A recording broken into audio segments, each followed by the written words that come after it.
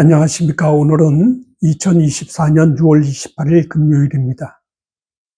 오늘 제목으로 한반도 통일은 세계 청년이 이룬다 라는 제목입니다. 어제는 저희 부부가 런던을 내려갔습니다. 막내 딸아이가 인턴 과정에 있어서 숙소며 회사의 주변을 보고 싶어서 내려갔습니다. 덕분에 또 내려가는 도중에 친구도 만나고 또 런던의 시내에서 잠시 구경도 갖는 그런 시간을 가졌습니다. 날이 덥고 건조해서 그런지 참 먼지가 많은 것을 느꼈습니다. 어떤 장소는 눈을 뜨기가 어려울 만큼 먼지가 많았습니다. 한국이 참 그런 점에서 깨끗하고 잘 사는 그런 나라임을 정말 늘 느끼는 그런 삶을 이곳에서 실감합니다. 내일이 그러니까 6월 29일이죠. 제2연평해전이 일어난 날입니다. 2002년 6월 29일 우리 해군 장병이 6명이 전사하고 18명이 부상을 당한, 하지만 해전에서 우리 해군이 승리한 그러한 공을 세웠습니다. 참 희생당한 장병들에게는 마음이 아프고 또 감사하고 이 나라를 지키는 그런 초병으로서의 역할을 감당한 그분들의 공로를 사는 동안까지 절대로 잊지 않을 것을 또 약속하고 다짐합니다.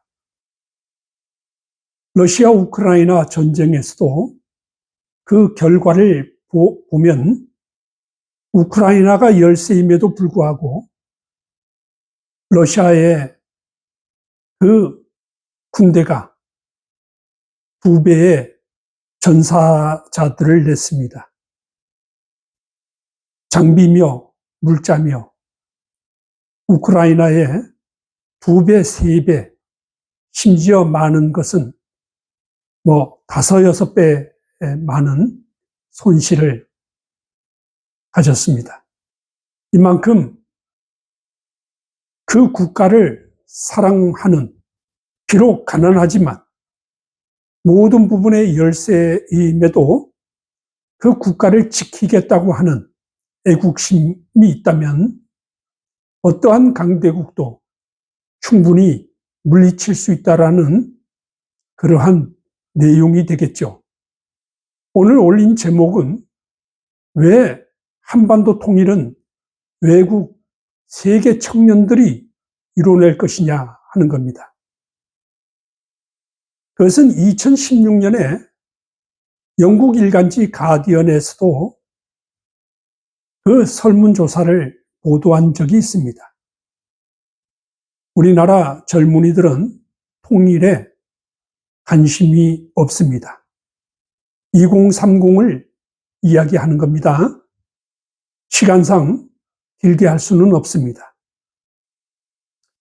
2030은 통일이 되면 남한 경제에 손해가 될 것으로 믿고 있습니다. 그래서 62.6%가 관심이 없습니다. 또 56.4%는 통일 필요성을 느끼지 못한다고 합니다.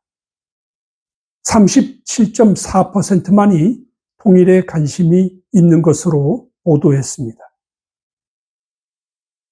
통일의 필요성은 전쟁 위협을 없앨 수 있다는 것입니다. 그리고 남한 경제에 이익을 기대한다는 것입니다. 29.4%. 이산가족의 고통을 해결하기 위한 것이다라는 14.2%에 그쳤습니다. 통일, 여기서 가장 큰 것은 비용 부담, 통일 비용 부담. 사실은 저는 10여 년 동안 문서 선교를 하면서 우리가 통일을 되면은 자전거를 타고 신의주를 가자 하고 많은 사람들에게 그런 글을 올렸습니다. 자전거를 타고 신의주를 가자.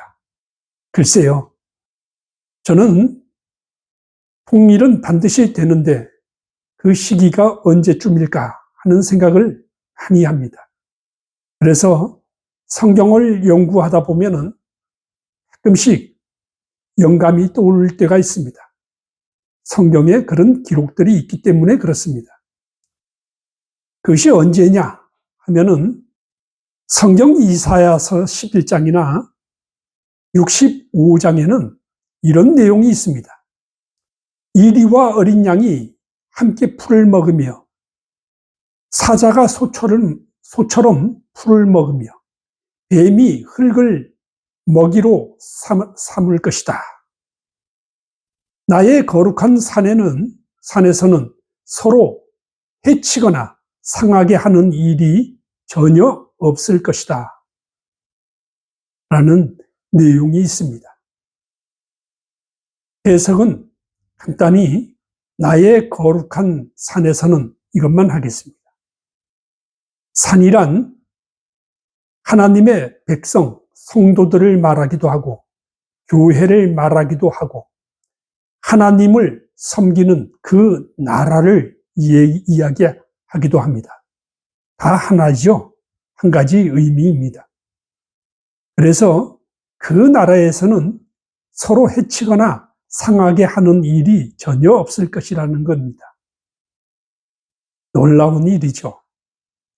이사야 11장에 한번 읽어보시면은 그때에 이리, 어린 양, 표범, 어린 염소, 송아지, 어린 사자라는 말이 나옵니다.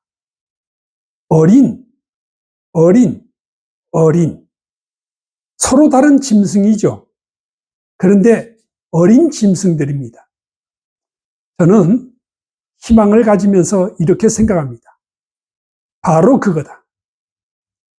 그때의 때가 언제인가 하는 겁니다. 바로 전 세계의 모든 국가의 젊은이들, 어린 사람들. 성경에서는 어린, 아이 하는 말은 학생, 제자, 배우는 자, 또 아들도 되죠. 자식. 이런 말입니다. 그렇기 때문에 그들이 함께 모인다는 것이죠. 함께 모인다. 전에 없었던 그 곳으로 모인다 하는 것입니다. 바로 희망은 여기에 있습니다. 지금 한국에는 독특한 사람들이 많이 있습니다. 젊은이들이. 외국인을 혐오하는 사람들, 외국 근로자를 쫓아내야 된다라고 하는 사람들, 그들 때문에 일자리가 잃었다, 일자리가 없어졌다라고 말을 합니다. 2, 3일 전에 경기도에서 배터리 공장에서 23명의 일꾼들이 사망을 했습니다. 화재로. 참 안타깝습니다. 너무너무 가슴이 아픕니다. 한국인들이 이 안에서 일을 하질 않습니다. 외국인을 혐오하는 그들이 저런 데서 일을 할까요? 절대 그렇지 않습니다. 저는 20년 가까이를 노동 현장에서만 일을 했습니다. 젊은이들이 그런 일을 좋아할까요? 그런데 그 독특한 그 친구들은 외국인들을 혐오합니다. 아이러니컬하죠. 가슴 아픕니다. 노동자부터 시작해서 한국 문화를 배우고 한국 젊은이들과 어울리고 한국을 사랑해서 오는 전 세계의 젊은이들, 그들이 어린 양, 어린 염소, 어린 사자, 송아지가 되는 것이죠. 지금까지는 구호로 통일을 외쳤습니다. 이젠 그럴 필요성이 없습니다. 그 국가를 너무나 쇠퇴시키는 그런 방식은 이제 사라져야 되는 겁니다. 또 사라지게 될 것입니다. 세계의 젊은이들이 한국 땅에서 일을 하고 공부하고 배우고 서로 하나가 되어서 세계의 한 시민이 되는 것입니다. 그러면은 저 고립된 북한 김정은 그 통제 아래서 살아가는 그들이 눈이 열리고 귀가 열리고 마음에 품은 그 소망과 그 응어리가 입으로 터져나오는 날이 올 것이라 확신합니다. 그때 자동적으로 통일이 열릴 것입니다. 고립으로 살아가는 인생, 고립으로 살아가는 사회, 국가, 그 통제된 사회, 그 국가는 이제 존재할 수가 없습니다. 러시아가 우크라이나에 어떻게 지고 있는지 여러분 뉴스를 통해서 보셨을 줄 압니다.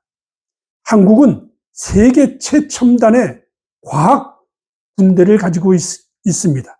또 그런 군대를 갖게 될 것입니다.